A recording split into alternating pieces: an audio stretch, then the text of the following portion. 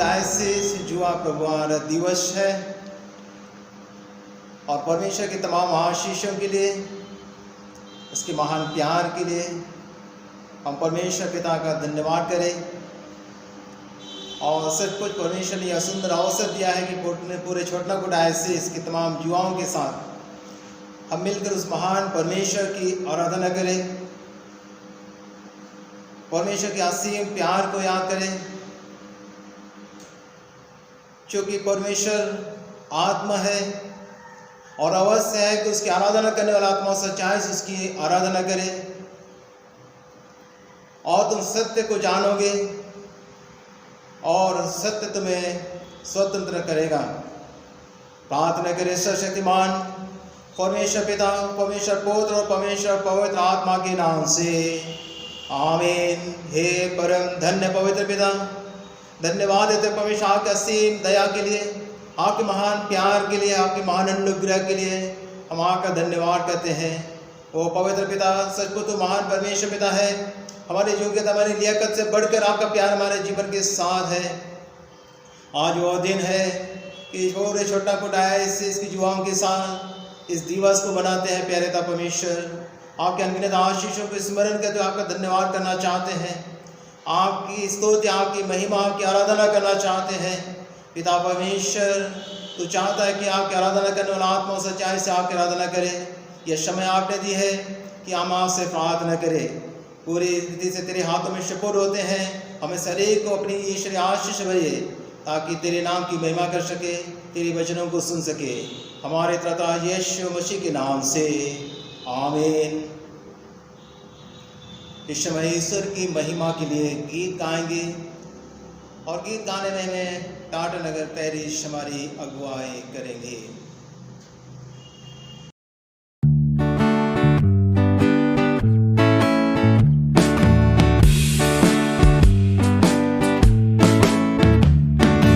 हम हैं डीसीवाईएम के नौजवान, हम हैं एक मसीही नौजवान, हम हैं डीसीवाईएम के नौजवान, डीसीवाईएम। हम हैं डीसीवाईएम के नौजवान, हम हैं एक मसीही नौजवान, हम हैं डीसीवाईएम के नौजवान, डीसीवाईएम।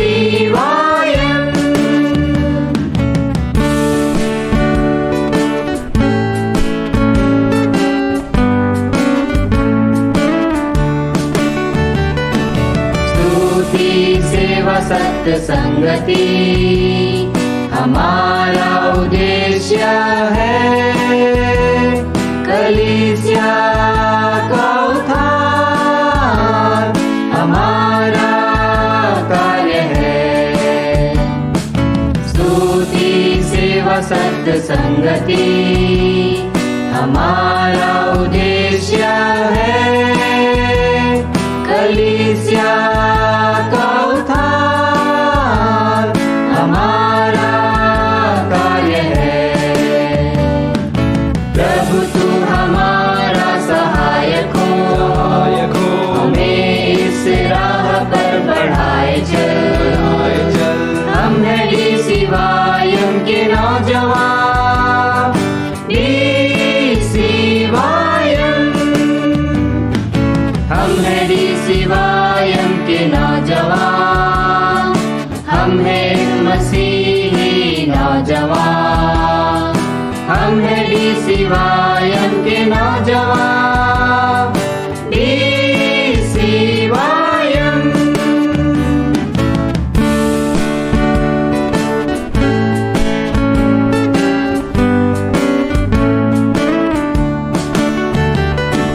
प्रभु तू हमारा आधार है, तू हमें आशीष दे ताकि ये संस्था तुझ में बढ़ती रहे। प्रभु तू हमारा आधार है, तू हमें आशीष दे ताकि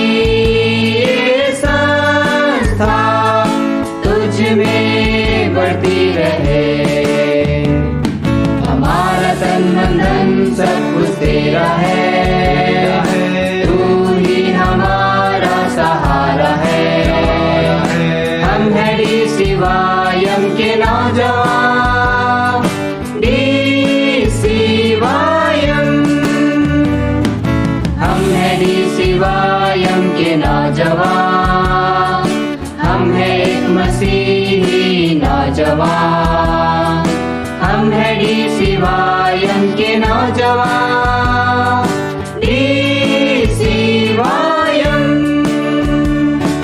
DCYM,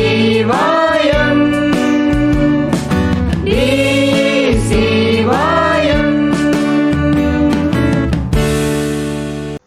इस समय हम परमेश्वर पिता के सामने अपने अपने पाप और गुनाहों को अंगीकार करेंगे।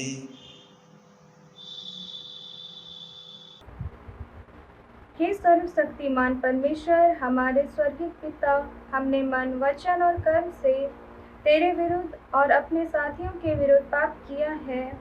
हमने अपनी अज्ञानता और दुर्बलता के कारण और जानबूझकर भी बुराई की है और भलाई करने में असफल रहे हैं। इन सब पापों के लिए हम सचमुच खेदित हैं और अंतःकरण से पश्चाताप करते हैं।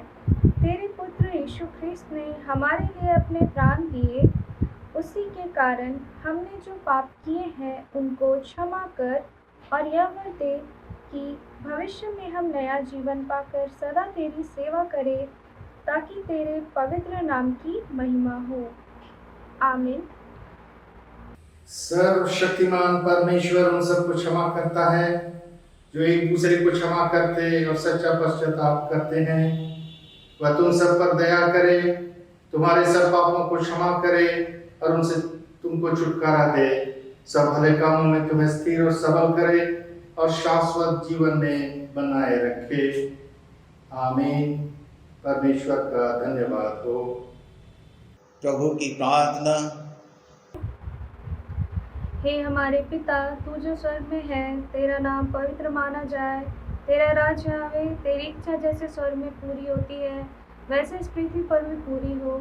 हमारे प्रतिदिन की रोटी आज हमें दे और हमारे अपराध में क्षमा कर, जैसे हमने अपने अपराधियों को क्षमा किया है, और हमें परीक्षा में ना डाल, परंतु बुराई से बचा, क्योंकि राज्य, सामर्थ और महिमा अब और सर्वदा तेरी ही है। आमीन। आइए हम प्रार्थना करें। हे परम धन्य पवित्र पिता, हम आपका धन्यवाद करते परमेश्वर, तू महान परमेश्वर है। और हे प्यारे पिता परमेश्वर, सारे सृष्टि को बनाने वाला परमेश्वर और हमारे जीवन को अपने स्वरूप और समानता में बनाने वाला परमेश्वर तू आप ही है। प्यारे पिता परमेश्वर, ये समय आपने दिए है, हम आपका धन्यवाद करते परमेश्वर, तुम्हारे जीवन के साथ अपनी उपस्थिति प्रदान करता है। हमारी प्रार्थना है प्रभु, अपनी कलीसिया पर दया दृष्टि कर, क्योंकि वह तेरी सहायता के बिना अपने सेवकाई उचित रीति से संपन्न नहीं कर सकती। दया करके हमारे सब संकटों और आवश्यकताओं में हमें संभालने के लिए अपना हाथ बढ़ा। हमारे प्रभु यीशु ख्रिस्त के द्वारा जो तेरे और पवित्र आत्मा के साथ एक परमेश्वर जुगन जुग जीता और सब वस्तुओं पर राज करता है। आमीन। हे परम धन्य पवित्र पिता, तो सारे सृष्टि के लोगों को एक ही लहू से सारे पृथ्वी पर वास करने के लिए उत्पन्न किया है, और जो दूर है और निकट है दोनों को मेल का प्रसार करने के लिए अपने धन्य पुत्र यीशु को जगत के लिए भेजा। हमारी प्रार्थना है उन अनगिनत लोगों के लिए आज तक आपके प्रेम से वंचित है, तेरे सुसमाचार से वंचित है, तेरा वचन प्रचारा जाता है, विभिन्न प्रकार की चुनौती के बीच में आपका वचन बांटा जाता होने दे। अपनी आत्मा का बल और शक्ति प्रदान कीजिए ताकि आपके वचन हर एक के पास पहुंचने पाए, हर कोई यीशु मसीह के नाम में जीवन पाए। उस महान प्रतिज्ञा को पूरा कर जो दोनों की है कि मैं सारे मनुष्यों पर अपनी आत्मा उड़ेलूंगा, हमारे त्राता यीशु मसीह के नाम से। आमीन। इस समय पुनः यीशु की महिमा के लिए गीत गाएंगे और इस समय गीत की अगुवाई काब्रू पेरिस डी स्वयं करेंगे।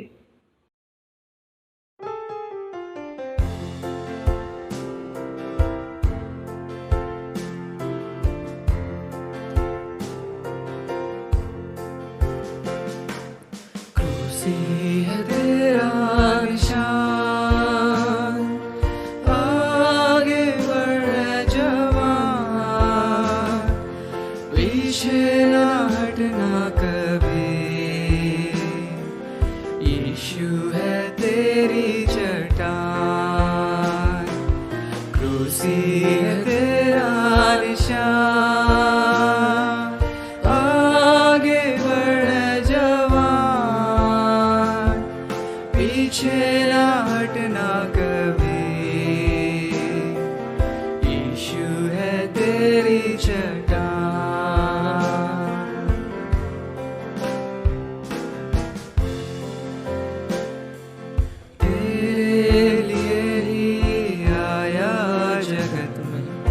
तुझको बचाने को,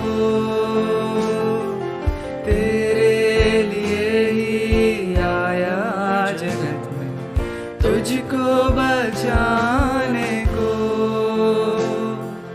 तेरे लिए ही खोला यीशु ने, तेरे लिए ही खोला यीशु ने मुक्ति के द्वार को। क्रूसी है तेरा निशान, आगे बढ़ जवान, पीछे ना हटना कभी, यीशु है तेरी चट्टान। क्रूसी है तेरा निशान,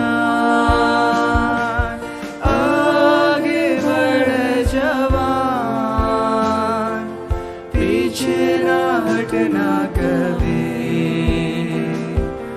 यीशु है तेरी चट्टान।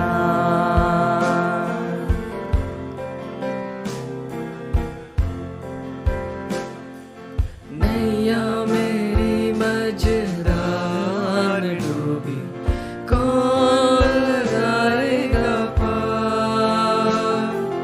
नैया मेरी मझधार डूबी, कौन लगाएगा पार।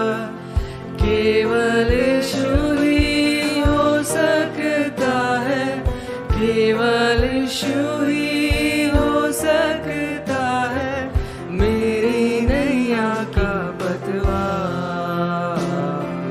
क्रूसी है तेरा निशान, आगे बढ़ जवान, पीछे ना हटना कभी, यीशु है तेरी चट्टान। क्रूसी है तेरा निशान, आगे बढ़ जवान, पीछे ना हटना कभी, यीशु है तेरी चट्टान।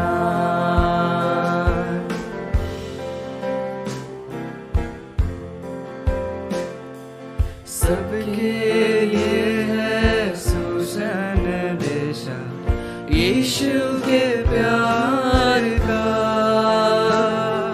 सबके लिए है सुसंदेशा यीशु के प्यार का। सबके दिलों का राजा है यीशु, सबके दिलों का राजा है यीशु, सबके उद्धार का। क्रूसी है तेरा निशान, आगे बढ़ जवान, पीछे ना हटना कभी, यीशु है तेरी चट्टान। क्रूसी है तेरा निशान, आगे बढ़ जवान, पीछे ना हटना कभी, यीशु है तेरी चट्टान।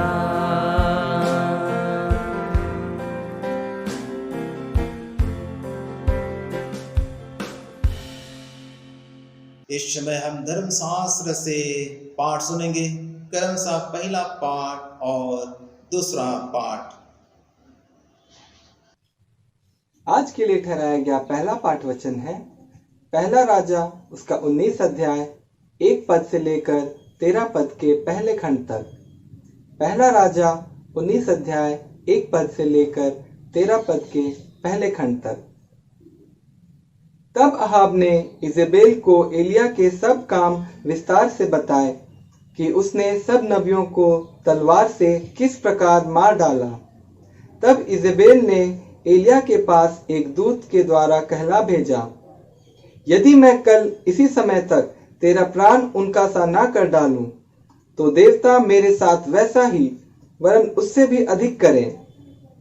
यह देख एलिया अपना प्राण लेकर भागा और यहूदा के बेरशेबा को पहुंचकर अपने सेवक को वहीं छोड़ दिया। परंतु वह स्वयं जंगल में एक दिन के मार्ग पर जाकर एक झाऊ के पेड़ के तले बैठ गया। वहां उसने यह कहकर अपनी मृत्यु मांगी, हे यहोवा, बस है, अब मेरा प्राण ले ले, क्योंकि मैं अपने पुरखाओं से अच्छा नहीं हूं। वह झाऊ के पेड़ तले लेटकर सो गया और देखो, एक दूत ने उसे छूकर कहा, उठ कर खा। उसने दृष्टि करके क्या देखा कि मेरे सिरहाने पत्थरों पर पकी हुई एक रोटी और एक सुराही पानी रखा है। तब उसने खाया और पिया और फिर लेट गया। दूसरी बार यहोवा का दूत आया और उसे छूकर कहा, उठकर खा, क्योंकि तुझे बहुत लंबी यात्रा करनी है। तब उसने उठकर खाया पिया और उसी भोजन से बल पाकर 40 दिन रात चलते चलते परमेश्वर के पर्वत होरेब को पहुंचा। वहां वह एक गुफा में जाकर टिका और यहोवा का यह वचन उसके पास पहुंचा, हे एलिया, तेरा यहाँ क्या काम? उसने उत्तर दिया, सेनाओं के परमेश्वर यहोवा के निमित्त मुझे बड़ी जलन हुई है, क्योंकि इस्राएलियों ने तेरी वाचा टाल दी, तेरी वेदियों को गिरा दिया और तेरे नबियों को तलवार से घात किया है, और मैं ही अकेला रह गया हूं और वे मेरे प्राणों के भी खोजी हैं। उसने कहा, निकलकर यहोवा के सम्मुख पर्वत पर खड़ा हो। और यहोवा पास से होकर चला और यहोवा के सामने एक बड़ी प्रचंड आंधी से पहाड़ फटने और चट्टानें टूटने लगी। तो भी यहोवा उस आंधी में ना था। फिर आंधी के बाद भूकंप हुआ, तो भी यहोवा उस भूकंप में ना था। फिर भूकंप के बाद आग दिखाई दी, तो भी यहोवा उस आग में ना था। फिर आग के बाद एक दबा हुआ धीमा शब्द सुनाई दिया। यह सुनते ही एलिया ने अपना मुंह चादर से ढांपा और बाहर जाकर गुफा के द्वार पर खड़ा हुआ। यहाँ तक यह परमेश्वर का वचन है। परमेश्वर का धन्यवाद हो। आज के लिए ठहराया गया दूसरा पाठ है याकूब की पत्री, उसका 1 अध्याय 2 से 8 पद तक। याकूब उसका 1 अध्याय 2 से 8 पद तक। हे मेरे भाइयों, जब तुम नाना प्रकार की परीक्षाओं में पड़ो तो इसको पूरे आनंद की बात समझो, यह जानकर कि तुम्हारे विश्वास के परखे जाने से धीरज उत्पन्न होता है। पर धीरज को अपना पूरा काम करने दो कि तुम पूरे और सिद्ध हो जाओ और तुम में किसी बात की घटी ना रहे।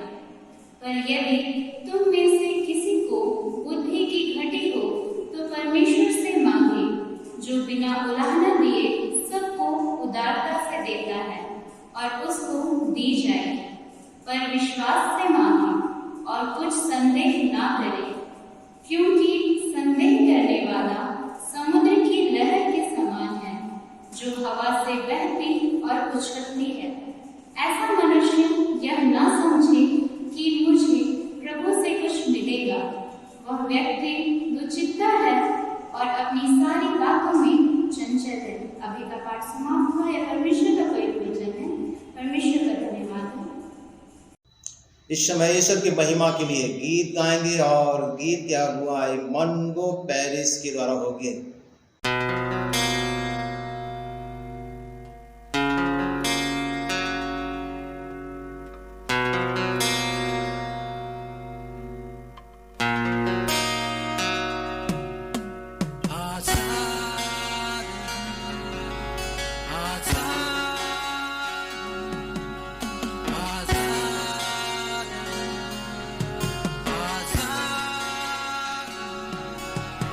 आजाद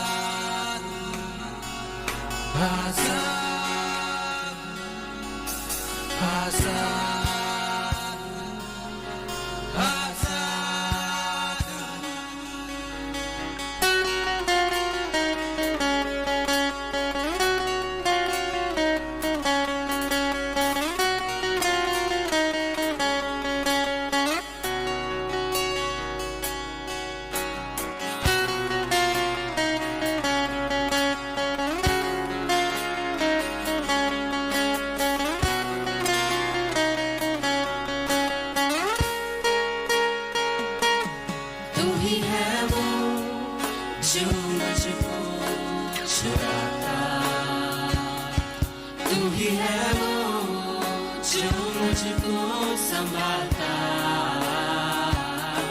देखता हूँ मैं जब तेरे क्रूस की ओर, तू ही है वो जो मुझको बचाता,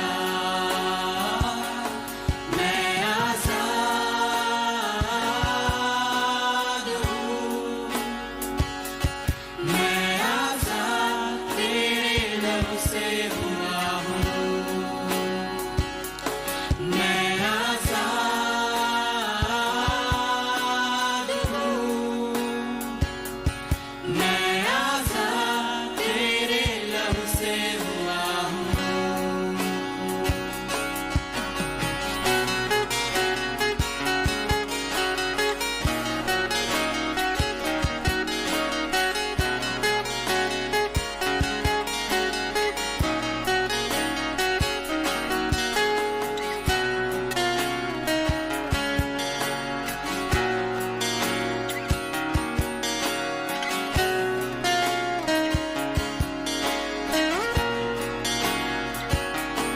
तू ही है वो जो मुझको उठाता, तू ही है वो जो मुझको चलाता, देखता हूँ मैं जब तेरे क्रूस की ओर, तू ही है वो जो मुझको दौड़ाता, मैं आजाद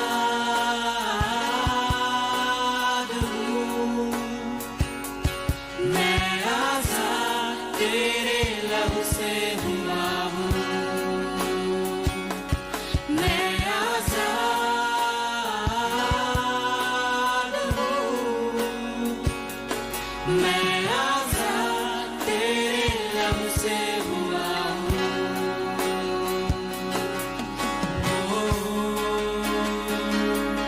टूटे सारे बंधन, आजाद मैं हुआ हूँ, मैं आजाद तेरे लहू से हुआ हूँ। टूटे सारे बंधन, आजाद मैं हुआ हूँ, मैं आजाद तेरे लहू से हुआ हूँ। टूटे सारे बंधन, आजाद मैं हुआ हूँ, मैं आजाद तेरे लहू से हुआ हूँ। टूटे सारे बंधन, आजाद मैं हुआ हूँ, मैं आजाद तेरे लहू से हुआ हूँ, मैं आजाद तेरे लहू से हुआ हूँ, मैं आजाद तेरे लहू से हुआ हूँ, मैं आजाद तेरे लहू से हुआ हूँ। प्रभु आपके साथ हो। पवित्र सुसमाचार, पवित्र मत्ती रचित सुसमाचार उसकी 14 अध्याय में लिखा है और उसके 22 पद से सुसमाचार आरंभ होता है। हे प्रभु यीशु ख्रिस्त तेरी स्तुति हो। मत्ती 14:22। तब उसने तुरंत अपने चेलों को नाव पर चढ़ने के लिए विवश किया कि वे उससे पहले पार चले जाएं, जब तक वह लोगों को विदा करे। वह लोगों को विदा करके प्रार्थना करने को अलग पहाड़ पर चढ़ गया और सांझ हुआ वहाँ अकेला था। उस समय नाव झील के बीच लहरों से डगमगा रही थी, क्योंकि हवा सामने की थी। और यीशु रात के चौथे पहर झील पर चलते हुए उसके पास आया। चेले उसको झील पर चलते हुए देखकर घबरा गए और कहने लगे, यह भूत है, और डर के मारे चिल्लाने लगे। तो यीशु ने तुरंत उनसे बातें की और कहा, ढाढ़स बांधो, मैं हूँ, डरो मत। पतरस ने उसको उत्तर दिया, हे प्रभु, यदि तू ही है तो मुझे अपने पानी पर चलकर आने की आज्ञा दे। उसने कहा, आ। तब पतरस नाव पर से उतरकर यीशु के पास जाने को पानी पर चलने लगा, पर हवा को देखकर डर गया और जब डूबने लगा तो चिल्लाकर कहा, हे प्रभु, मुझे बचा। यीशु ने तुरंत हाथ बढ़ाकर उसे थाम लिया और उससे कहा, हे अविश्वासी, तूने क्यों संदेह किया? जब वे नाव पर चढ़ गए तो हवा थम गई। इस पर उन्होंने जो नाव पर थे उसे दंडवत करके कहा, सचमुच तो परमेश्वर का पुत्र है। या प्रभु यीशु ख्रीस्त का सुसमाचार है। हे प्रभु यीशु ख्रीस्त, तेरी महिमा हो। इस समय हम परमेश्वर के वचन पर आधारित उपदेश सुनेंगे भाई अच्युत प्रकाश सिरकी के द्वारा। आप सबों को यीशु सहाय। आज युवा दिवस है और हमारे लिए मनन का विषय जो ठहराया गया है वह है यूहन्ना रचित सुसमाचार 8 अध्याय उसका 32वां वचन। वहाँ इस प्रकार से वचन हमसे कहता है,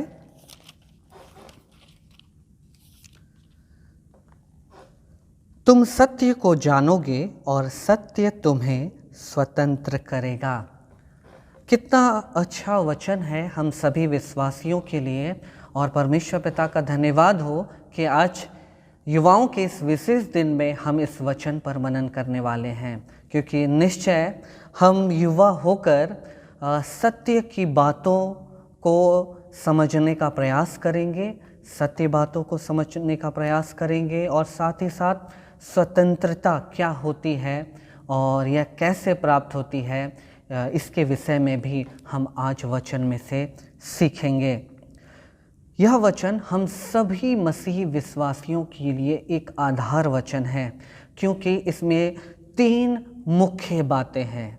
सबसे पहले है सत्य, दूसरा है सत्य को जानना और तीसरा है सत्य के द्वारा स्वतंत्रता। यह 3 मुख्य बातें इस वचन में हैं और हम जवानों के लिए, हम सभी मसीही विश्वासियों के लिए इन बातों को अपने व्यक्तिगत जीवन में अनुभव करना बहुत ही ज़रूरी है, क्योंकि हमारा यीशु मसीह स्वयं इस वचन को कह रहे हैं कि तुम सत्य को जानोगे और सत्य तुम्हें स्वतंत्र करेगा। चलिए इस वचन में आगे बढ़ते हैं। यह सत्य क्या है, या हम इस सत्य को कैसे जान सकते हैं, और ये सत्य के द्वारा किस प्रकार की स्वतंत्रता हमें प्राप्त होती है। चलिए इन सभी बातों को हम व्यवहारिक रूप से देखेंगे और नए नियम के इस वचन को हम पुराने नियम के एक अद्भुत उदाहरण से समझने का प्रयास करेंगे। और मैं विचार कर रहा हूँ कि आप सब भी जो इस वचन को सुन रहे हैं, व्यक्तिगत रूप से इस वचन के द्वारा अपने आप को भी परखेंगे या परखे जाएंगे, क्योंकि जितनी बार इस वचन को मैं पढ़ता हूँ मैं अपने आप को भी परखता हूँ, क्योंकि यह मेरे लिए अवसर है। और पवित्र आत्मा पिता मेरे और आपके जीवन में काम करे और इस वचन के द्वारा हम उत्साहित हो और प्रकाशित हो। उदाहरण लेते हैं, हम बात कर रहे हैं सत्य को जानने की और स्वतंत्रता की।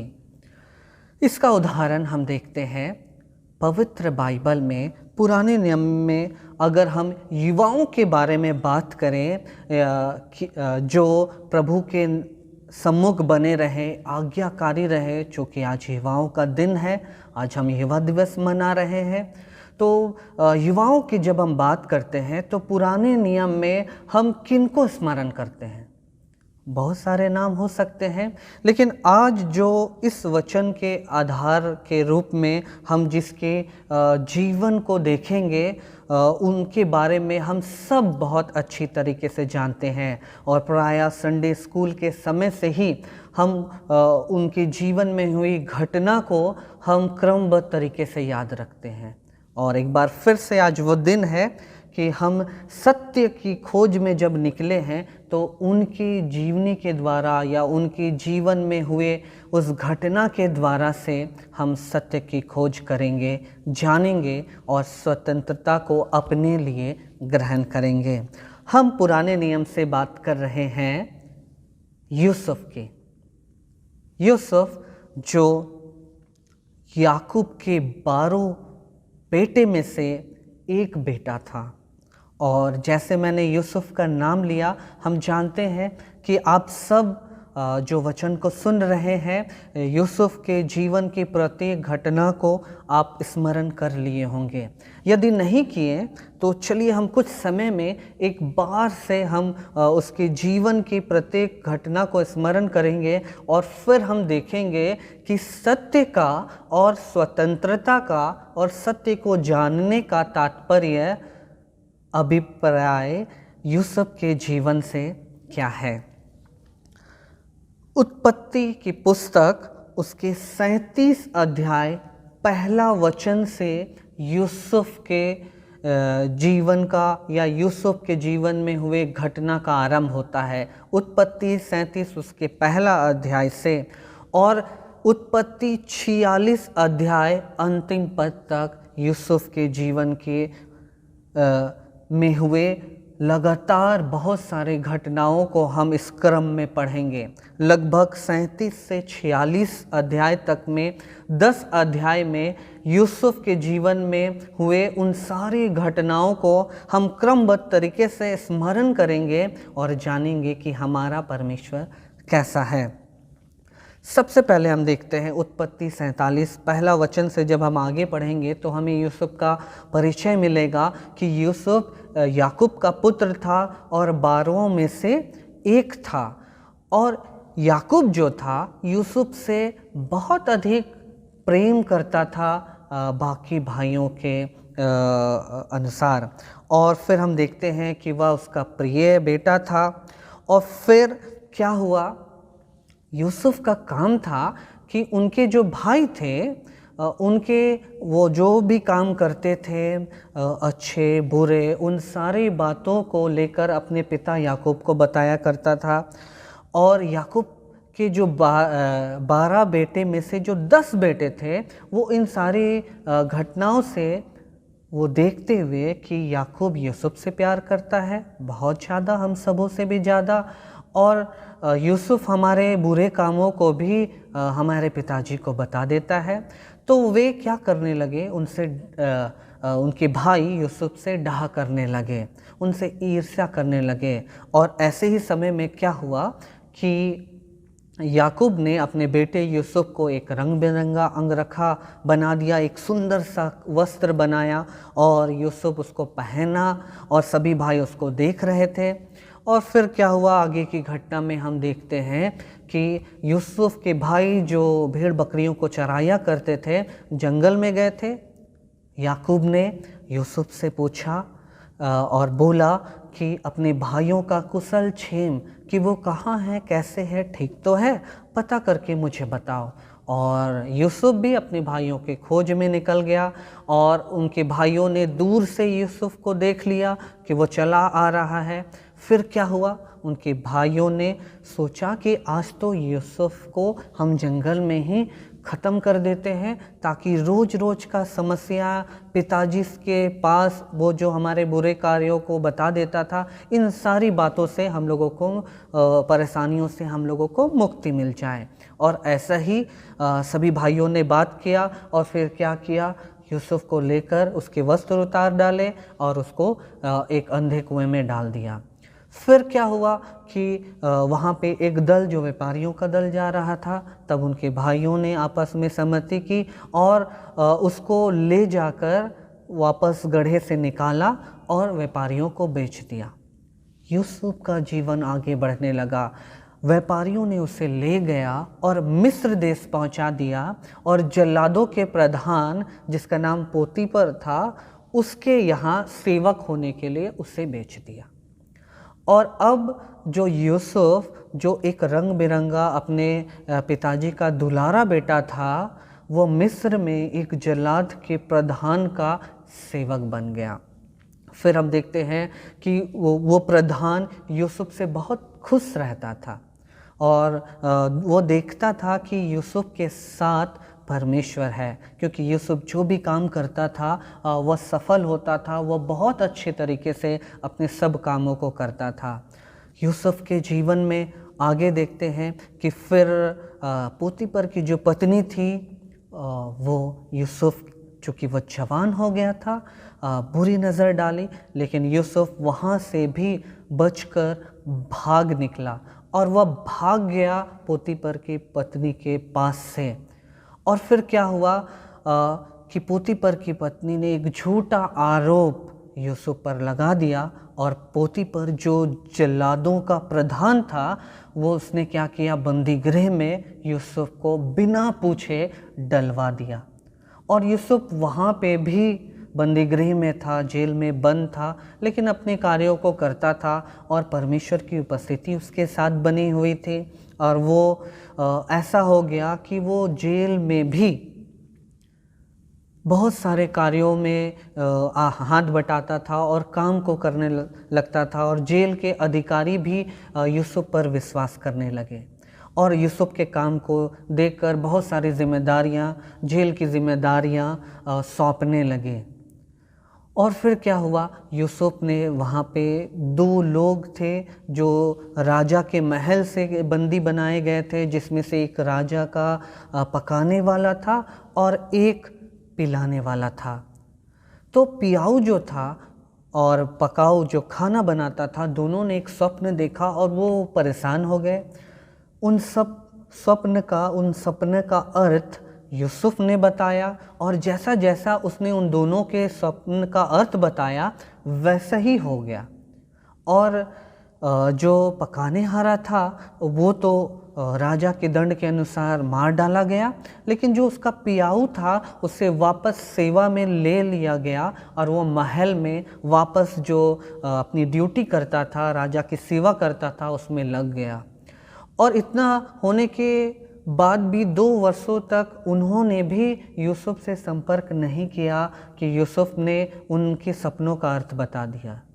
फिर क्या हुआ कि वहाँ का जो राजा था उसने एक स्वप्न देखा और बहुत विचलित हो गया और उसका अर्थ जानने की इच्छा उसे बहुत ज़्यादा हुई और उसने पूरे मिस्र के सभी जो स्वप्न का अर्थ बताते थे उनको बुलाया और अपने स्वप्न को बताया, लेकिन कोई भी ऐसा नहीं था जो राजा को संतुष्ट कर पाता जो उसने स्वप्न देखा था, क्योंकि वह बहुत ही विचलित करने वाला था।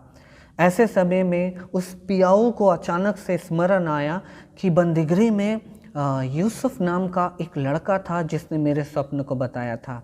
राजा ने तुरंत यूसुफ को अपने मध्य बुलाया और यूसुफ ने राजा के स्वप्न को सुना और परमेश्वर के अनुग्रह के द्वारा से यूसुफ ने उन सारे जो राजा ने स्वप्न को देखा था उसका अर्थ को बताया। और जैसे ही राजा ने यूसुफ के उस स्वप्न के अर्थ का बताना ख़त्म हुआ, वो अपने आप में संतुष्ट हो गया और यूसुफ को ही उस काम के लिए ठहरा दिया, नियुक्त कर दिया। कहने का मतलब है कि राजा ने स्वप्न देखा था कि पहले 7 साल बहुत सारे अनाज होंगे, बहुत सारे सब कुछ बहुतायत से होगा और उसके बाद 7 वर्ष तक घोर अकाल पूरे देश में रहेगा। और ऐसा जब उसे पता चल गया तब यूसुफ को ही उसने मुख्य और प्रधान ठहरा दिया ताकि यूसुफ जो स्वप्न का अर्थ बताया था वही इन सारी बातों का व्यवस्था करें। और हम जानते हैं आगे की घटनाओं में हम देखते हैं कि यूसुफ ने बहुत सारे अच्छी योजनाओं को बनाया और मिस्र एक अनाज का केंद्र हो गया। अकाल के 7 वर्ष वहाँ पे कुछ भी घटी नहीं होने पाया और राजा ने यूसुफ के जीवन को देखा, उसके कार्य को देखा और उसे मिस्र का प्रधान सेवक बना दिया। और बाइबल ऐसा बताती है कि जब वह प्रधान सेवक बन गया उसकी आयु 30 वर्ष की थी। और फिर हम देखते हैं कि उस घोर अकाल के समय मिस्र में जब अनाज था और उसका अधिकारी यूसुफ था, तो यूसुफ के भाई जिन्होंने उसे बेच डाला था और काफ़ी लंबा समय लगभग 13 साल बीत चुके थे, क्योंकि यूसुफ जब घर से निकल गया उसकी आयु 17 वर्ष थी और जब वह प्रधान सेवक बना उसकी आयु 30 वर्ष थी। ये 13 साल का अंतराल के बाद उनके भाइयों के विषय वो जान पाया और फिर हम देखते हैं उसने अपने भाइयों को भी क्षमा कर दिया, अपने पिता, अपने सारे सगे संबंधियों को मिस्र में बुला लिया और कुशल क्षेम से रहा। यूसुफ के जीवन की यह घटना हमें उत्पत्ति 37 अध्याय से लेकर 46 अध्याय, लगभग 10 अध्याय में हम लोगों को मिलती है। और इस घटना के द्वारा से जो हमारा आज का मुख्य विषय है, हम उस पर थोड़ी देर मनन करेंगे कि कैसे हम सत्य को जानेंगे और कैसे सत्य हमें स्वतंत्रता प्रदान करेंगे। निश्चय यूसुफ किन बातों के द्वारा से यूसुफ इतना उत्साहित हो गया कि यद्यपि वो अपने घर को जानता था, यद्यपि वो अपने पिता को याद करता था कि उसका पिता उससे बहुत प्यार करता था, अपने भाइयों को स्मरण करता था, लेकिन वो अपने अच्छे समय में भी वो घर नहीं लौटा। क्यों नहीं लौटा? क्यों वो मिस्र देश में रह गया और उसी कार्यों में बढ़ता गया? वो 13 साल अपने घर में रहा। हम उसके जीवन में देखेंगे तो चाहता तो वह पोतीफर से निवेदन कर सकता था, चाहता तो वो मिस्र के राजा से निवेदन कर सकता था अपने पिता के लिए, अपने भाइयों के लिए, लेकिन उसने ऐसा नहीं किया। क्यों नहीं किया? क्या ऐसी वजह यूसुफ के जीवन में होगी कि उसके द्वारा से वो जहाँ कहीं रहा उसी परिस्थिति में, उसी स्थिति में बना रहा? क्या कारण होगा? क्या यह हम सभी जानते हैं कि क्यों यूसुफ प्रधान सेवक होने के बावजूद भी अपने लोगों को अपने पास नहीं बुलाया या उनसे मिलने की इच्छा नहीं हुई? चलिए हम बात कर रहे हैं सत्य की। अभी तक हमने जो भी बातों को यूसुफ के जीवन में सुना वो हम देख रहे थे कि उनके जीवन में बुराई होती गई, उनके जीवन में परेशानी आते गया, वो सबसे निकलते गया, सबसे वो पार होता गया। कैसे पार होता गया? हम यहाँ पे देखते हैं कि सबसे पहले वो अपने ईर्ष्या करने वाले भाइयों से अलग हुआ और फिर क्या हुआ, वो जल्लादों का जो प्रधान था उसका घर का सेवक हुआ, अर्थात छोटे पैमाने में वो सब कुछ प्रबंधकर्ता बन गया उसके घर का। उसके बाद वो जेल में डाला गया और फिर जेल में भी हम देखते हैं कि जेल के अधिकारी भी बहुत सारे कार्य यूसुफ के लिए छोड़ दिया करते थे और यूसुफ उसे ईमानदारी के साथ करता था। अर्थात वैसे लोगों के बीच में जो वो बंधुआई में, वो बंदीगृह में था, उनके बीच में भी वो अच्छा भला कार्य कर रहा था और अपनी जिम्मेदारियों को पूरा कर रहा था। फिर हम देखते हैं एक बड़ा कार्य उनके जीवन में हुआ कि उसने मिस्र का प्रधान सेवक ठहराया गया।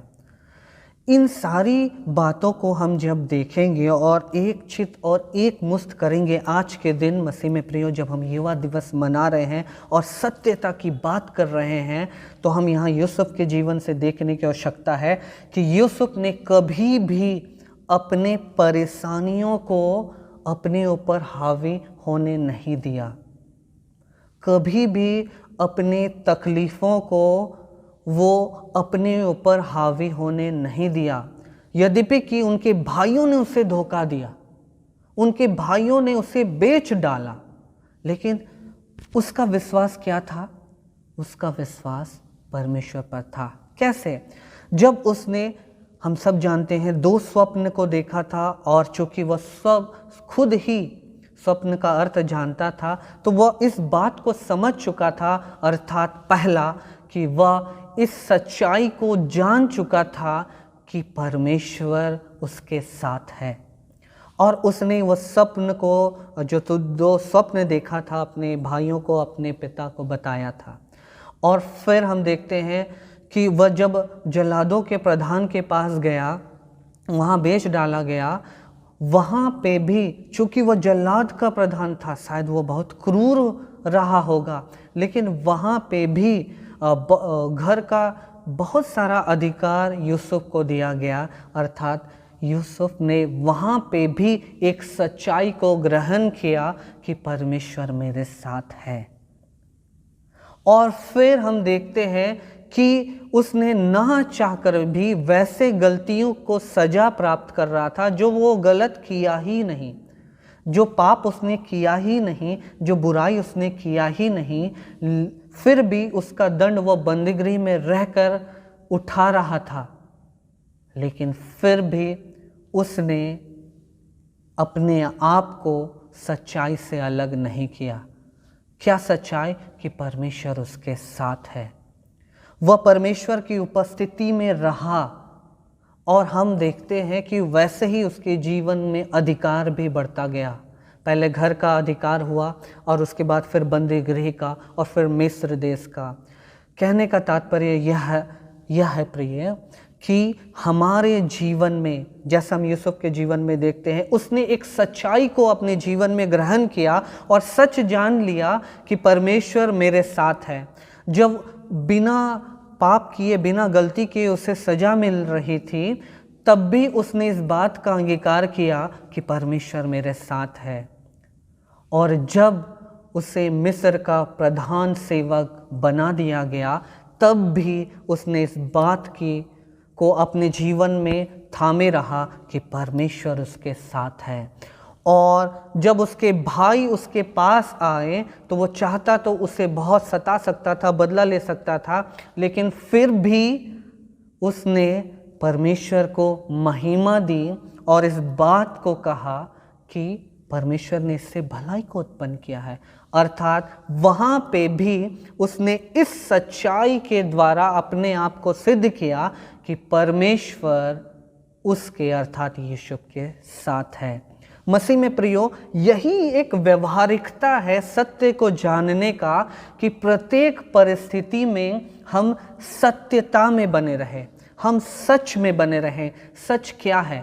कई एक बार हमारे जीवन में ऐसे काम करते हैं, विशेषकर हम सब जवान लोग, कि हम तुरंत गुस्सा हो जाते हैं, किसी की भी बात सुनते हैं और फिर जाके हम किसी से झगड़ा कर लेते हैं, किसी के बारे बुरे विचार कर लेते हैं। हो सकता है हम अपनी कलीसिया में ऐसा करते हो सकता है हम अपने घर के प्रियों के प्रति ऐसा करते हो सकता है हम अपने मित्रों के प्रति ऐसा करते हो सकता है कि हम अपने प्रति ऐसे विचार को रखते हो। लेकिन हमें इस बात का अंगीकार होना चाहिए, जिस प्रकार यीशु को अपने जीवन में यह भरोसा था कि परमेश्वर उसके साथ है, उसी प्रकार सच्चाई यह है कि हम इस बात को समझ जाएं कि यीशु मसीह हमारे साथ है। क्योंकि जितनी बार भी हम सत्यता की बात करते हैं, जितनी बार भी हम सच्चाई की बात करते हैं, तो हमें कौन सा वचन याद आता है? हमें वचन याद आता है यूहन्ना 14:6, जहाँ यीशु मसीह स्वयं कहते हैं कि मार्ग, सत्य और जीवन यीशु मसीह है। अर्थात यीशु मसीह सत्य है। निश्चय हमारे लिए सत्य को जानने का तात्पर्य है यीशु मसीह को जानना। कैसे जानना? विभिन्न परिस्थितियों में जानना। जैसे यूसुफ ने जाना कि बंदीगृह में भी ये परमेश्वर उसके साथ रहता है, उसके कार्यों को आशीष दे रहा है। जब स्त्री ने झूठा आरोप लगाया, ऐसे समय में भी परमेश्वर उसके साथ है। और जब वह पिलाने हार और पकाने हार का स्वप्न बताया और वो लोग 2 वर्ष उसको भूल गए, ऐसे समय में भी उसने जाना कि परमेश्वर यूसुफ के साथ है। हमें भी विभिन्न परिस्थितियों में हमें यीशु मसीह को जानते रहने की आवश्यकता है। यदि आज हम दुखी हैं तो यीशु मसीह ही हमारा शांति का कर्ता परमेश्वर है। यदि आज हम परेशानी में हैं, चिंता में हैं, तो यीशु मसीह ही हमारे चिंताओं को दूर करने वाला प्रभु है। यदि आज हम बंधन में हैं, आज हम किसी प्रकार के व्यसन में हैं, किसी प्रकार के आदत में कैद है, तो यीशु मसीह ही हमारा छुड़ाने वाला है। यीशु मसीह ही हमें स्वतंत्र करने वाला है। हमारे लिए इससे अच्छा और अद्भुत क्या बात होगी कि यीशु मसीह को जानना सच्चाई है, और सत्य को जानने से स्वतंत्रता प्राप्त होती है। आज कैसे ही परिस्थिति में क्यों ना हो, विशेषकर सभी युवा भाई बहन और हमारे माता पिता, हम जैसे भी परिस्थिति में क्यों ना हो, शायद हम अपने कलीसिया के लिए चिंतित हो रहे होंगे, शायद हम अपने परिवार के लिए, रोज़गार के लिए चिंता कर रहे होंगे, चाहे हम अपने आर्थिक जीवन के लिए, शारीरिक जीवन के लिए चिंता कर रहे होंगे, लेकिन ऐसे समय में हमें सत्यता की खोज में निकलना है, ताकि यूसुफ के समान हम उत्साहित रहें। यूसुफ के समान ऐसा नहीं कि वो पिलाने हारा को रिक्वेस्ट कर दिया कि तुम तो कल भवन में चले जाओगे, राजा को बोलना मेरा सज़ा कम कर देगा या हमको भी छुटकारा दिला देना। वो किसी पैरवी को नहीं किया, वो किसी प्रकार का किसी व्यक्ति विशेष पर भरोसा नहीं किया, वरन वह स्वयं परमेश्वर पर भरोसा किया। आज हमारी परिस्थिति बदल सकती है प्रियो, क्योंकि सत्य हमारे पास है, वो है यीशु मसीह। वचन हमें इस बात के लिए उत्साहित करता है कि तुम सत्य को जानोगे और सत्य तुम्हें स्वतंत्र करेगा। तो क्या हमने यीशु मसीह को विभिन्न परिस्थितियों में रहकर जाना है कि वह हमारा चंगा करने वाला है, वह हमारा छुटकारा देने वाला है। आज जो कोई भी स्थिति में क्यों ना हो, यीशु मसीह हमारा छुटकारा देने वाला प्रभु है। हमारे लिए उसने अपने प्राण देकर हमें स्वतंत्र करने वाला परमेश्वर। हो सकता है स्वतंत्रता की परिभाषा हम इस प्रकार से अपने जीवन में करते होंगे, चूँकि हम युवा हैं, कि अपने मन से उठना, अपने मन से खाना, अपने मन से जाना आना करना, ये स्वतंत्रता है। मसीह में प्रभु ये शारीरिक स्वतंत्रता है। लेकिन यहाँ जो वचन हम पढ़ रहे हैं, यूहन्ना 8:32, ये हमारे लिए आत्मिक स्वतंत्रता को लेकर आती है, आत्मिक गुलामी से आज़ादी को लेकर आती है। जब हम वचन जो यूहन्ना 8:32 से आगे पढ़ेंगे, तब हम वहाँ पे हम देखते हैं कि लोग खुद ही पूछ रहे हैं। 33वां वचन, उन्होंने उसको उत्तर दिया, हम तो अब्राहम के वंश से हैं और कभी किसी के दास नहीं हुए, फिर तो कैसे कहता है कि तुम स्वतंत्र हो जाओगे? यीशु ने उनको उत्तर दिया, मैं तुमसे सच सच कहता हूँ कि जो कोई पाप करता है वह पाप का दास है। दास सदा घर में नहीं रहता, पुत्र सदा रहता है। इसलिए यदि पुत्र तुम्हें स्वतंत्र करेगा तो तुम सचमुच तुम स्वतंत्र हो जाओगे। यहाँ वह सच्चाई की बात प्रभु कह रहे हैं जो एक आत्मिक कार्य है, अर्थात हम उन सारे शारीरिक बातों से परे होकर इस सत्य की खोज में रहें। हम जिस परिस्थिति में, हो सकता है कोरोना काल में हम बहुत ज़्यादा डिप्रेस्ड हैं, हो सकता है कि हम भविष्य की बहुत सारी चिंताओं को कर रहे होंगे, हो सकता है कि हम बहुत सारी बुराइयों में होंगे।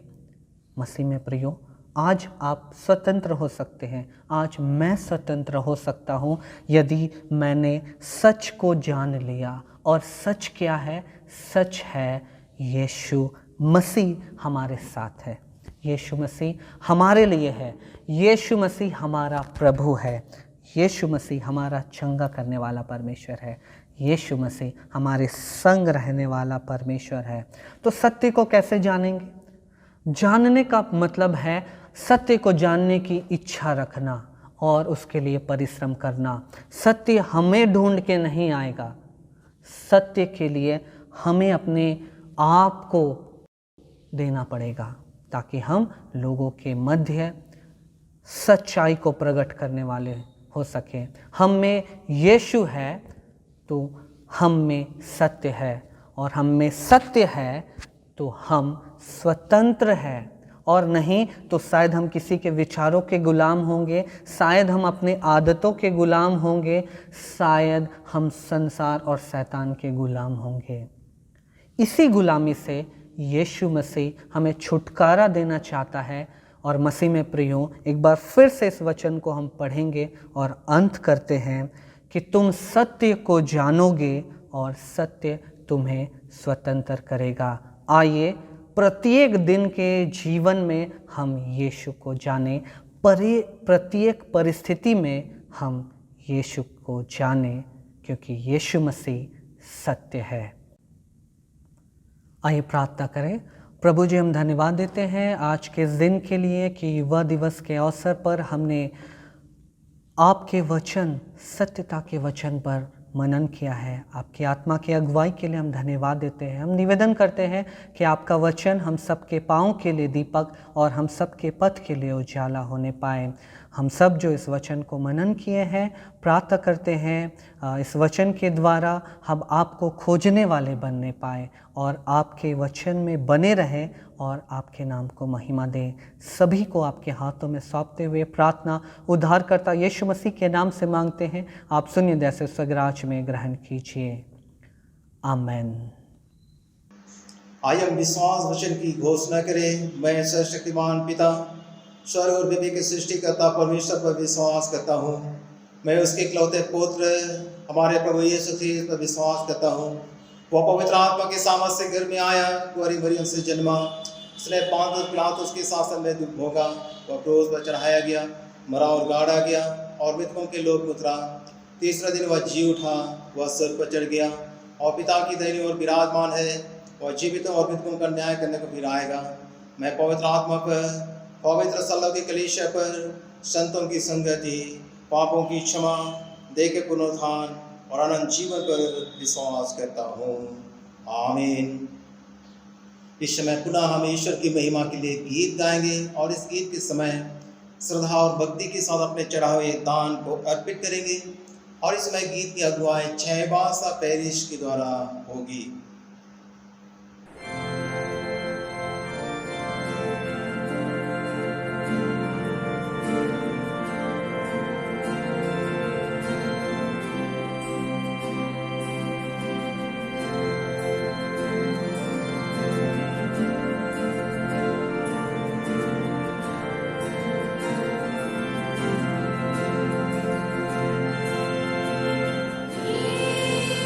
प्यारे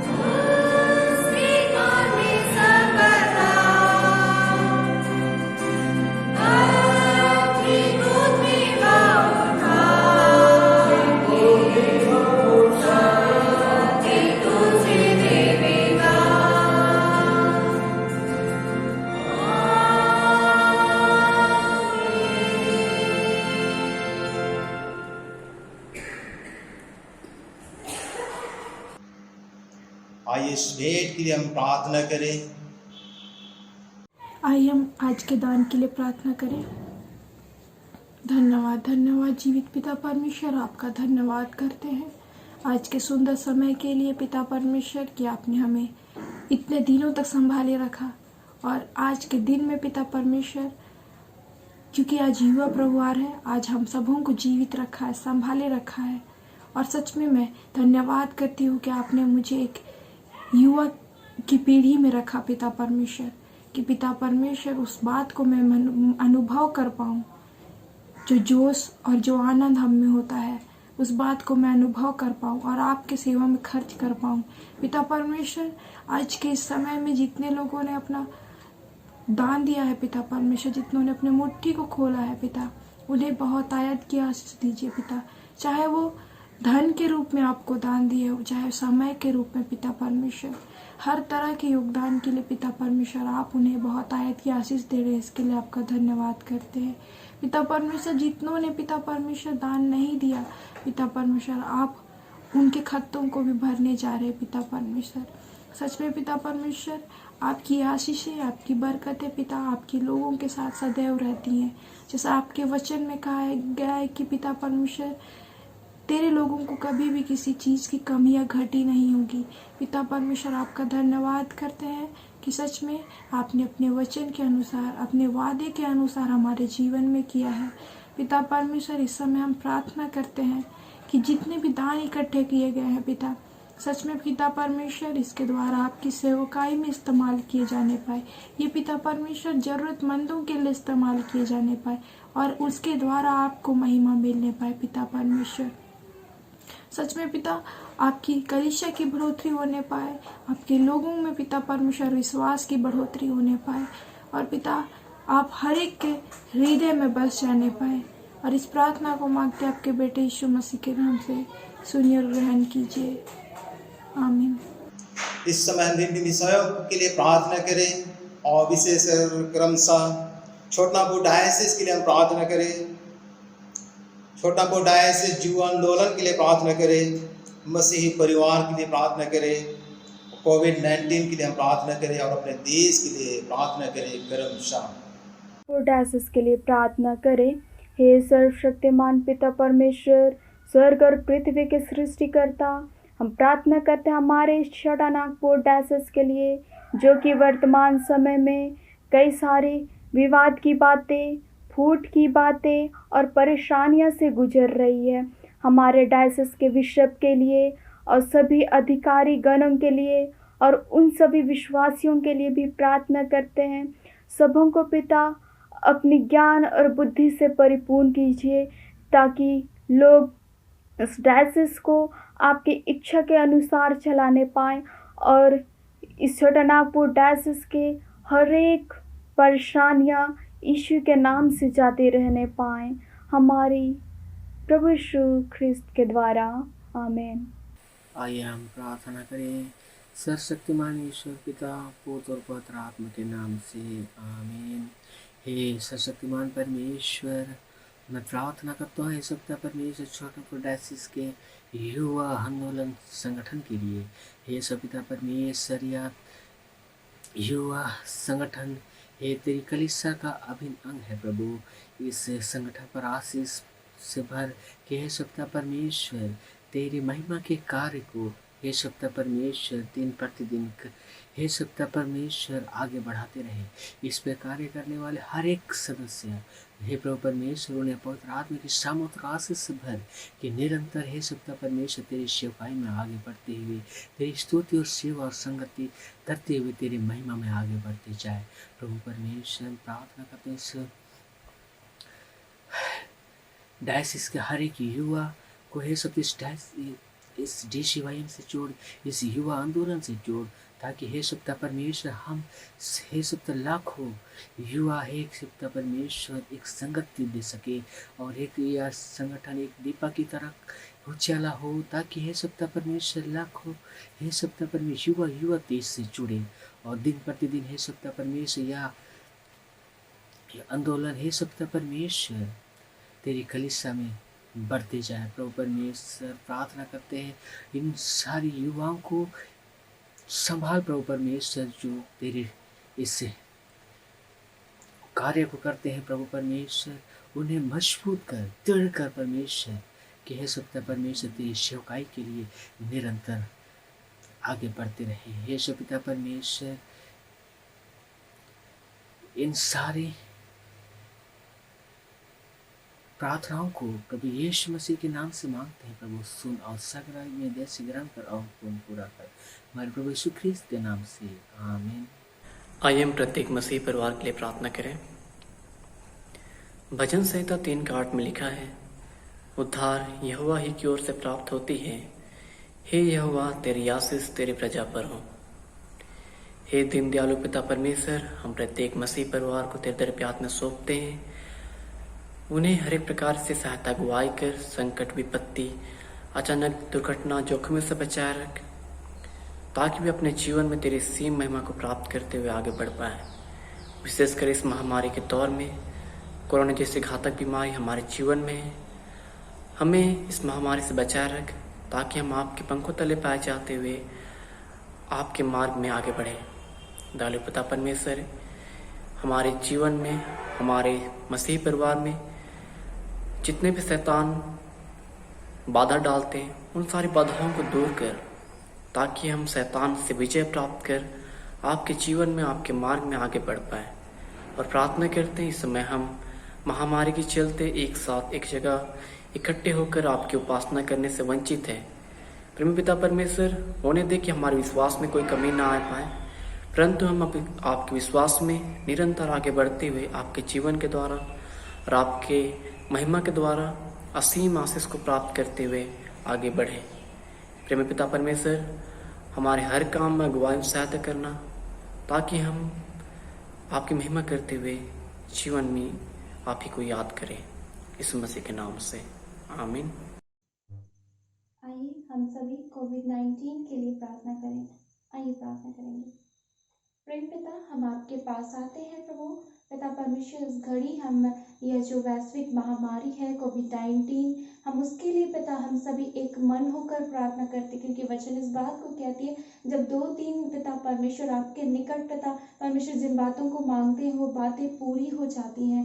प्रभु जी, हम स्मरण करते हैं पिता परमेश्वर, प्रभु पिता परमेश्वर, उन लोगों को जो इस घड़ी कोविड-19 से पिता परमेश्वर वो जूझ रहे हैं, या फिर जिनके प्रियजन पिता वो अस्पतालों में है, घरों में है प्रभु, हम उन्हें स्मरण करते हैं पिता। आपका वचन इस बात को कहता, देख मैं इस नगर का इलाज करके इनके निवासियों को चंगा करूंगा और उन पर पूरी शांति और सच्चाई प्रकट करूंगा। पिता यिर्मयाह 33वां अध्याय उसकी 6वीं आयत के अनुसार प्रभु हम उन प्रियों के लिए प्रार्थना करते हैं पिता परमेश्वर। हमारे देश से पिता परमेश्वर, हमारे पिता परमेश्वर पूरी हर जगह से पिता आप अपनी योजना के अनुसार इस कोविड-19 को पिता आप दूर करें पिता परमेश्वर। इस वैश्विक महामारी को पिता आप दूर करें, हर एक को एक स्वस्थ शरीर दीजिए पिता परमेश्वर। की दवाइयों को ब्लेस करें, उनके डॉक्टर नर्सेस जो उनके लिए पिता परमेश्वर प्रभु कार्य कर रहे हैं, आप उन्हें भी ब्लेस करें पिता, कि प्रभु पिता परमेश्वर उनकी सेवा अच्छी तरीके से कर पाए और उनकी दवाइयों को आशीष करें, कि वो चंगाई को पिता, रिकवरी की आशीष को पिता पा सके। आपका वचन यह भी कहता है पिता व्यवस्था विवरण 7 वचन 15वीं में कि पिता परमेश्वर मिस्र की बुरी बुरी व्याधियां आज तो जानता है, उसमें से यहोवा तुझे किसी को भी लगने ना देगा, ये सब तेरे बैरियों को ही लगेंगे।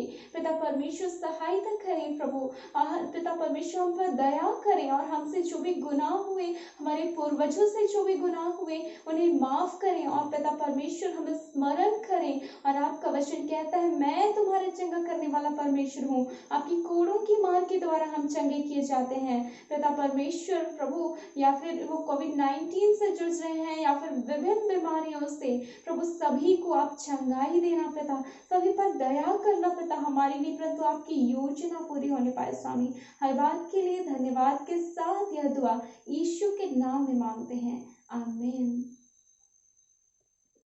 आइए आज हम अपने देश के लिए प्रार्थना करें।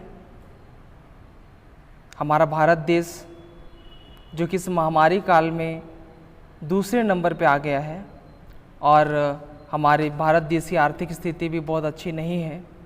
हम सभी प्रार्थना करें। ईश्वर पिता, हम आपका धन्यवाद करते पिता, आज का दिन पिता परमेश्वर हम सब युवा दिवस मनाने पा रहे पिता, और हम सभी लोग पिता परमेश्वर इस समय मिलकर हमारे भारत देश के लिए प्रार्थना करते हैं पिता। पिता परमेश्वर हमारे भारत देश के पिता परमेश्वर जो विधि व्यवस्था है पिता, उन्हें मैं आपके हाथों में सौंपता पिता परमेश्वर।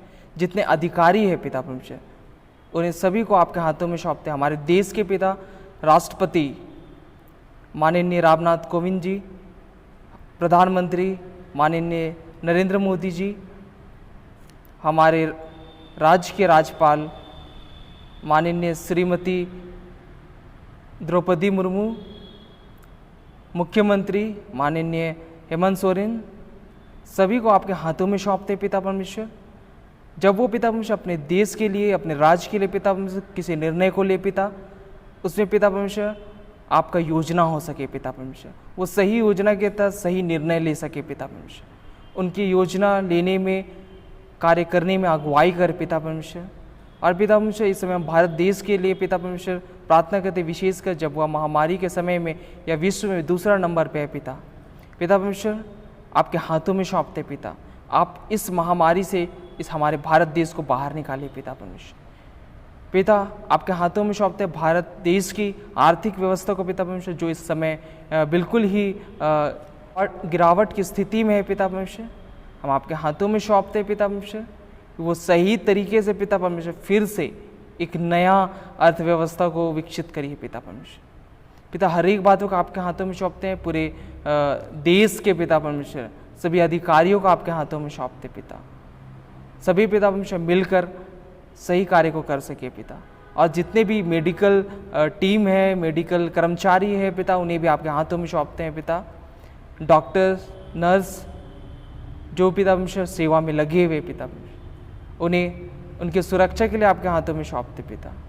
सभी को सुरक्षा प्रदान करें। और क्या मांगे पिता परमेश्वर, आपने मांगने से हमेशा बढ़कर दिया है पिता। इस समय इस प्रार्थना को सुन और स्वर्ग राज्य में अनुग्रह के साथ ग्रहण कर। आमीन। इस समय पुनः अंतिम गीत गाएंगे और गीत की अगुवाई बुढ़ो पेरिस के द्वारा होगी। Soy Copelis disiwain saat le ape sopan koke. Sanarti ke itu wale manowa sanarti aake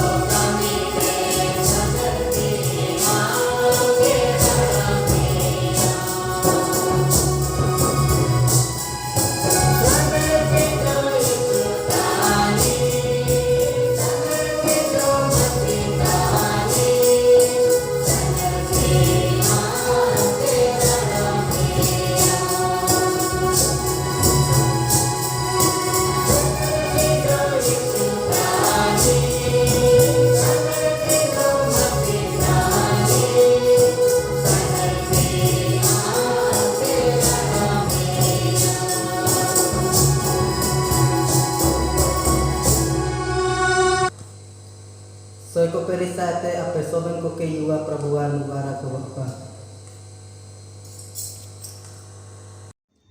आइए हम प्रार्थना करें। परम धन्य पवित्र और सामर्थ्य परमेश्वर पिता, धन्यवाद है परमेश्वर आपकी असीम कृपा के लिए। और आज का दिन आपने हमें दिया है प्यारे पिता परमेश्वर, कि पूरे छोटापुर डायसिस के युवाओं के साथ हम आपका धन्यवाद करें, आपकी आराधना करें। तो महान परमेश्वर है और जवानों से तो प्रीति रखता है। तू चाहता है कि जवान सच कुछ अपने जवानी के दिनों में आप सृष्टिकर्ता परमेश्वर को स्मरण करे और तेरे पवित्र भय में जीवन में आगे बढ़े। धन्यवाद है तो परमेश्वर आज पूरे छोटापुर डायसिस में जवान अपने अपने पैरिसों में विभिन्न प्रकार के कार्यक्रमों को करते हैं। और इस समय जबकि ऑनलाइन से जुड़े हैं प्रभु परमेश्वर, हमारी प्रार्थना है प्रभु परमेश्वर हर एक जवान जो है उनको अपने हाथों में ले, अपनी बड़ी आशीष उनके जीवन को आशीषित कीजिए, अपनी मार्गदर्शन प्रदान कीजिए, अपनी शक्ति और बल उन्हें प्रदान कीजिए, ताकि जीवन के दौर में सचमुच आपके प्रेम, आपकी सुरक्षा, आपके मार्गदर्शन में उनका जीवन बना रहे। जवानी का यह समय है, हलचल से भरा हुआ समय है, विभिन्न प्रकार की परीक्षाएं उनके जीवन में आती है। तेरे पौध हाथ में समर्पित करते प्रभु परमेश्वर, हरे जवान जो है उनका जीवन आपके हाथों में है। आपने अपने वचन में कहा है, देख मैंने तेरे चित्र अपने हाथ में खुदा है। परमेश्वर पिता हर एक का जीवन आपके हाथों में है। हमारी प्रार्थना प्रभु परमेश्वर जवान जो है सचमुच अपने जीवन के दौर में अपने कैरियर के लिए मेहनत और परिश्रम करते हैं, अपने रोजगार के लिए प्रयास करते हैं, आपके पवित्र सामर्थ्य हाथ में समर्पित करते हैं प्रभु परमेश्वर। तो बहुत आशीष दे, उन्हें बल और शक्ति प्रदान कीजिए ताकि अपने मेहनत और परिश्रम पर सफल हो सके।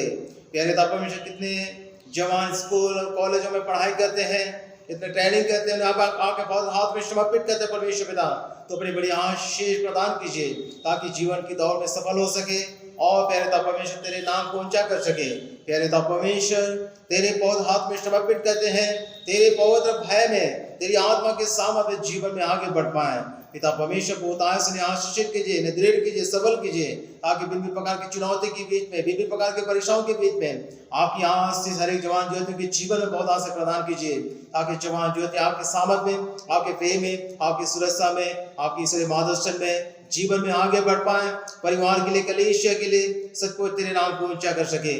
प्यारे तो परमेश्वर जवान ज्योति के जीवन को छुए प्रभु परमेश्वर, उनके जीवन को आशीषित कीजिए प्रभु परमेश्वर। तेरे पौध हाथ में समर्पित करते हैं तो अपनी बड़ी आशीष प्रदान कीजिए। प्यारे तो परमेश्वर, हमारी प्रार्थना है प्रभु परमेश्वर, इस घड़ी जबकि युवा परिवार के अवसर पर विभिन्न पैरिसों में विभिन्न प्रकार के कार्यक्रम हो रही है, प्रभु परमेश्वर के हाथ में समर्पित करते हैं। तो हर एक जवान जो जिनके जीवन के साथ हो ले, उनके जीवन को थाम के रखना, उनके जीवन को आशीषित कीजिए। और परमेश्वर पिता, आज के दिन भर के सारे कार्यक्रमों पर आपकी आशीष रहे।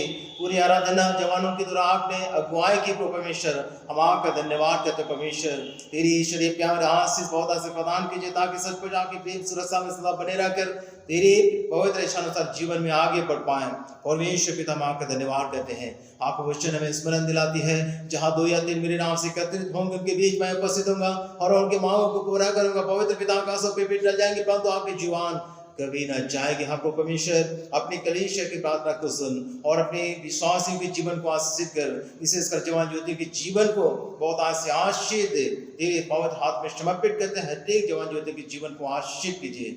सारी महिमा आपको समर्पित करते हैं आज के दिन के लिए। प्रभु आपका धन्यवाद परमेश्वर पिता, प्रार्थना धन्यवाद मुक्तिदाता यीशु मसीह के नाम से, आमीन। इस समय हम अपने डायसिस के बिशप स्वामी के द्वारा आशीर्वाद ग्रहण करेंगे। परमेश्वर की शांति जो सारी समझ से परे है, परमेश्वर के और उसके पुत्र हमारे प्रभु यीशु ख्रीस्त के ज्ञान और प्रेम में तुम्हारे हृदय विचारों को सुरक्षित रखे और सर्वशक्तिमान परमेश्वर पिता, पुत्र और पवित्र आत्मा की आशीष तुम पर हो और तुम्हारे साथ सर्वदा रहे, आमीन। यीशु सहाय आप सबों को डायसेसन युवा प्रभुआ की ढेर सारी शुभकामनाएं देता हूं। विशेष करके द्वितीय प्रभुवार सितंबर महीने के लिए आप सब ने जो आराधना में सहयोग दिए हैं उसके लिए भी बधाई देता हूं। डायसिस हमेशा से नवयुवकों के शारीरिक, मानसिक, आत्मिक और सामाजिक उन्नति के लिए प्रयासरत रहती है और इसके लिए अपने डायसिस में यंत्री पाठ के माध्यम से दूसरे प्रभुवार सितंबर महीने में युवा प्रभुवार के रूप में मनाने का उन्होंने पहले से ही निर्णय लिया है, ताकि युवा अपनी मसीही बुलाहट को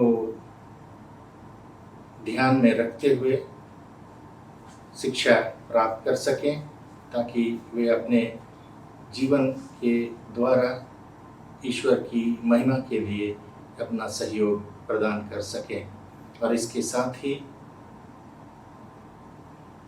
देश के लिए और समाज के लिए भी वे अच्छे नागरिक के रूप में तैयार किए जा सकें। एक बार फिर से आप सबको युवा प्रभुवार की ढेर सारी शुभकामनाएं। धन्यवाद। आप सबों को छोटनागपुर डायसिस की ओर से DCM अर्थात युवा प्रभुवार के अवसर पर हार्दिक शुभकामना व्यक्त करता हूँ। जैसे विलाप गीत 3:27 में प्रभु के वचन में लिखा है, मनुष्य को अपनी जवानी में जुआ उठाना भला है। यह अवसर युवाओं को दिया गया है क्योंकि भविष्य में डायसिस के कलीसिया के जुए को अपने ऊपर उठाने का अवसर प्रदान किया है और इस अवसर पर मैं डायसिस के उपसभापति होने के नाते शुभकामना व्यक्त करता हूँ और आप सभी इस डायसिस के विकास के लिए अपना पूर्ण सहयोग दें, मेल मिलाप से रहें, एक रूपता प्रदान करें। प्रभु आप सबों को इस अवसर पर बहुत बहुत आशीष अनुग्रह दे। धन्यवाद। यीशु सहाय। जोहार। छोटानागपुर डायसिस युवा आंदोलन के सभी युवा विश्वासियों को मेरी ओर से यीशु सहाय युवा दिवस की ढेर सारी शुभकामनाएं। दोस्तों, मैं आपसे निवेदन करना चाहता हूं कि आप भविष्य तो है ही हैं, लेकिन आप वर्तमान भी हैं। अपने वर्तमान समय का बेहतर उपयोग करें और निश्चय आप एक बेहतर भविष्य को पाएंगे। डायसिस को आपकी आवश्यकता है, छोटानागपुर डायसिस आपका है। आप इसे संवारें और बेहतर बनाएं। धन्यवाद। स्टार्ट। आप सबों को यीशु सहाय। आज डायसिस कलीसियाई युवा प्रभुवार है और कलीसियाई शुभ दिन में मैं सब युवाओं को विशेष बधाई देना चाहता हूँ, शुभकामनाएं प्रकट करना चाहता हूँ और कलीसिया की ओर से, डायसिस की ओर से ये हमारी अपेक्षा है कि हमारा DCYM युवा का जो मोटो है उसके अनुरूप वे अपनी प्रतिभाओं को पहचान कर उसका सम्मान करें, क्योंकि कलीसिया ने एक बहुत अच्छा इस युवा को एक मंच दिया है जिसे हम DCYM के नाम से जानते हैं और यह मंच एक आदर्श मसीह व्यक्तित्व के निर्माण में इनको एक अच्छा अवसर प्रदान करती है ताकि अपनी प्रतिभाओं को अच्छी तरह इसमें व्यवहृत कर सकें और उसके माध्यम से अपने कलीसिया के लिए, जैसे भविष्य की कर्मधार है, कलीसिया को संभालने वाले हैं, इस मंच पे अपना सहयोग, योगदान और समय देके आने वाली कलीसिया को मजबूत करने के लिए वे विशेष कर्तव्यनिष्ठ बन सकें। ये मेरी शुभकामनाएं हैं सभी युवाओं को। धन्यवाद। आज युवा प्रभुवार दिवस है और सभी युवाओं के लिए विशेषकर आज का दिन आशीषमय हो। आप सबको केंद्रीय डिसिप्लिन समिति की ओर से युवा प्रभुवार ढेरों शुभकामनाएं। प्रभु आपको आशीष दे।